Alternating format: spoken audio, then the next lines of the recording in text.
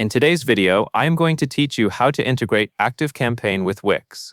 To begin, log into your Wix account and open the dashboard for the site you want to connect. Once you are inside the dashboard, click Edit Site.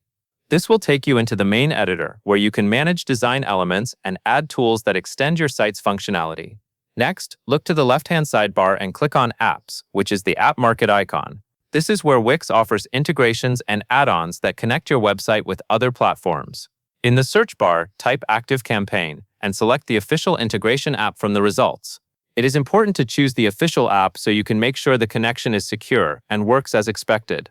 After that, click Add to Site. Wix may ask you to approve certain permissions during installation. Go ahead and review those prompts, then grant the necessary permissions to complete the setup. These permissions allow the integration to communicate properly with your Wix site and your Activecampaign account. Once the app has been added, open your Activecampaign account in a separate browser tab.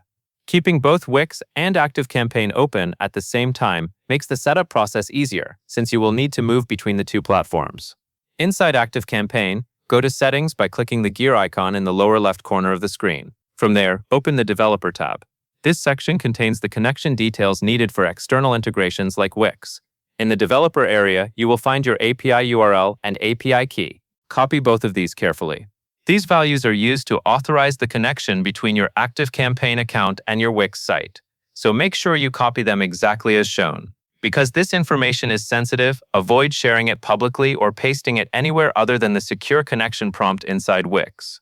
At this point, you will have everything you need from both platforms to move forward with the integration setup. As a helpful tip, if the connection does not work on the first try, double-check that the official app is installed and that the API details were copied accurately without extra spaces. That covers everything you need to know.